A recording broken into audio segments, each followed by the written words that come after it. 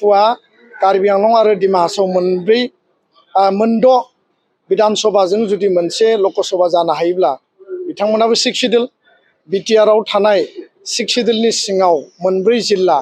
मोन 15 विधानसभा समष्टि मोन 9खौ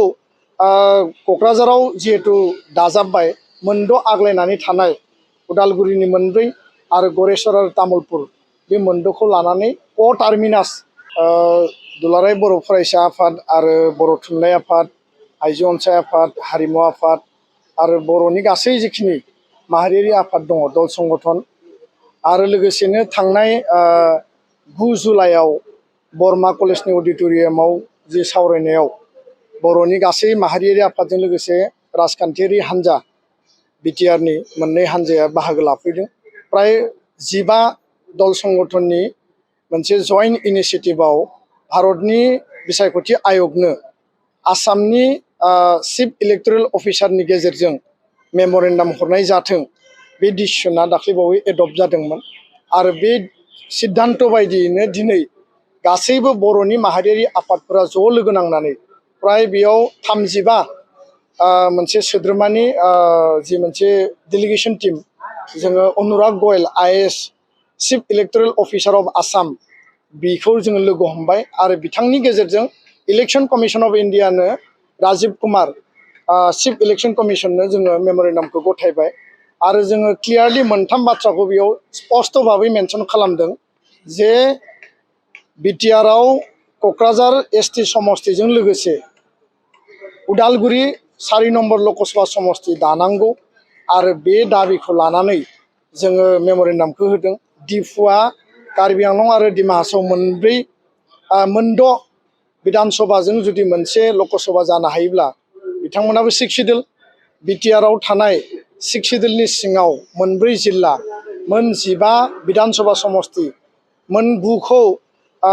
क'क्राझाराव जिहेतु दाजाबबाय मोनद' आग्लायनानै थानाय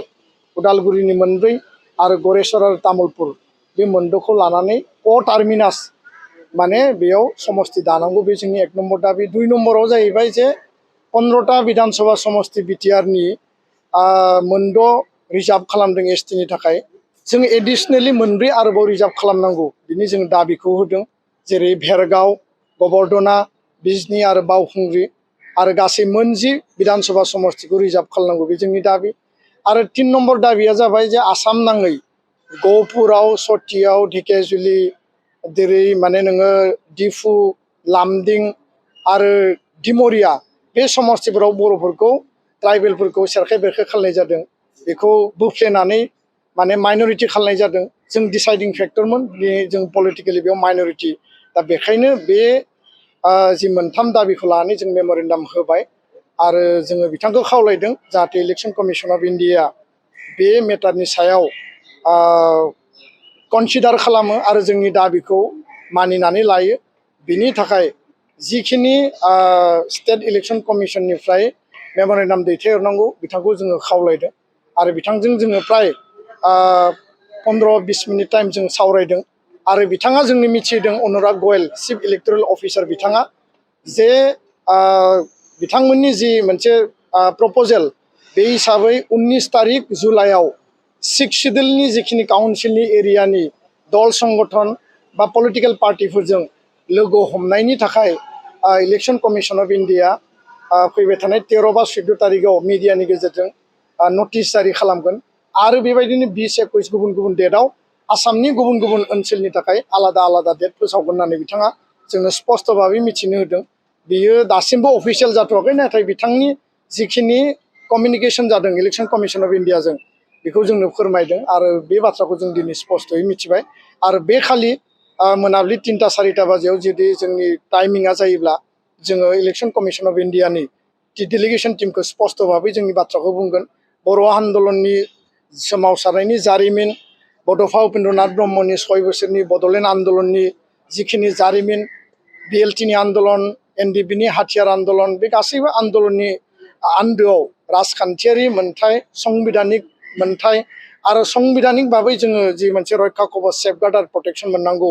बिनि थाखायनो जों आन्दलन खालामदोंमोन सेल्फ डिटारमिनेशन गावखुंथायनि थाखाय आन्दलन खालामदोंमोन काउन्सिलखौ जोङो जेरैबायदि प्रटेक्सन होनांगौ काउन्सिलनि सेफगार्ड काउन्सिलनि सिङाव राइट्स एन्ड प्रिभिलेजखौ 6 शिड्युल भारतनि संबिधाननि आन्दाराव जेरैबायदि जोङो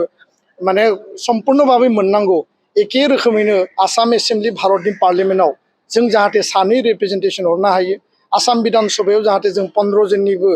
बारा आरो आसामनि गुबुन गुबुन जायगानिफ्रायबो ट्राइबेल बा बर' मानसिखौ दैथायहरनो हायो आरो बिनि गेजेरजों बर' आरो ट्राइबेलनि राइट्स आरो प्रिभिलेजनि बाथ्राखौ जोङो भारत पार्लियामेन्ट आरो आसाम बिधान सभायाव प्लेस खालामनो हायो जोंनि राव थुनलाइ जोंनि हारिमु जोंनि थांना थानाय जोंनि जौगानाय जोंनि गासै डेभेलपमेन्ट एस्पेक्टफोरखौबो जों जाहाथे मोनफुंनो हायो बेनो जोंनि मेन आरो बर' आन्दलननि गुदियावनो राजखान्थियारि मोनथायानो दङमोन दा जिहेतु बे मोनसे संबिधानिक प्रसेस बे जिहेतु मोनसे कनस्टिटिउसनेल प्रक्रिया आरो बेखायनो गासै दल संगठना बे प्रसेसआव जों बाहागो लादों आरो दिनै जोबथा दिनै अक्ट'मोन आरो जोङो जोंनि हाबाफारिखौ जों मावबाय जोङो उननि समाव सावरायबावगोन गासै आफादफोरखौ लानानै आरो जोङो इलेक्सन कमिसन अफ इन्डियाखौ जेरैबायदि जों प्लेस खालामनांगौ डिमान्ड खालामनांगौ बिनि गासै हाबाफारिफोरखौ जोङो मावफुंगोन बेखिनिखौनो आङो फोरमायबाय गोजोन्थों आसाम केबिनेटनिफ्राय मोनसे डिसिसन बिसायख'थि आयगनो हरनायनि ओंखारदों माने बे दरंखौ भैरबकुन्द बानायनाय आरो घटनाखौ मानास जे बानायनाय बेबायदि मोनसे ओंखारदों बे खेथ्रआव मावदों ना बे बेलायाव जोंनि स्पष्ट जे नाम सोलायनायाथ' जोंनियावबो प्रप'जेलाव दङ जे गबर्धनाखौ मानास खालामनांगौ बा बिनि सायाव नायफिननांगौ आरोबाव माने मासबादखौ माने रौता खालामनांगौ दा नाथाय उदालगुरि 4 नम्बर समस्तिखौ जोङो उदालगुरि हिसाबैनो प्रप'ज खालामदों सिगांनि समावबो जों बेबायदिनो होबोदोंमोन दा दिनै आसाम केबिनेटआ बर' दल संगठननि बा माहारि आफादफोरनि जि दाबि दावा जि मोनसे गणतान्त्रिक आवाज गणतान्त्रिक जि आन्दलन जोंनि जि माने सरकारखौ नारसिननाय इलेक्सन कमिसन अफ इन्डियासिम जोंनि जि आवाज बेखौ खोब सम्भब बिथांमोना खोनासंदों आरो खोनासंनानै भैरबकुन्द नामजों बिथांमोना दरंखौ सोलायनानै होदों नाथाय नाम सोलायबानो बियो गासिबो माने जानानै फैया जोंनि दाबिया जाबाय जे क टार्मिनास मोनद' माने बिधान सभाजों मोनसे लकसभा उदालगुरि जानांगौ बेयाव दरं आरो उदालगुरि मिक्स खालामनानै 6 शिड्युल नन 6 शिड्युल बेखौ मिक्स खालायोबा बे जोंनि टटेल 6 शिड्युलनि जि स्पिरिट बिनि जि मर्यादा बेयो भायलेसन जागोन दा बेखायनो नाम सोलायबानो सम्पूर्ण जानानै फैया बिथांमोना एसे जोंनि बाथ्राखौ खोनासंदों बिनि थाखाय धन्यबाद खिन्थु बिथांमोना बेखिनि मावनानैल' गावनि दायित्वखौ माने एंगारोबा जानाय नङा बिथांमोननि जि गुरु दायित्व जे जोंनो जे 6 शिड्युलनि मर्यादा आरो सेफगार्ड प्रटेक्सनखौ होनांगौ बे खामानिखौ मावनो थाखाय आं आसाम सरकार भारत सरकारखौबो आं खावलायनो हागोन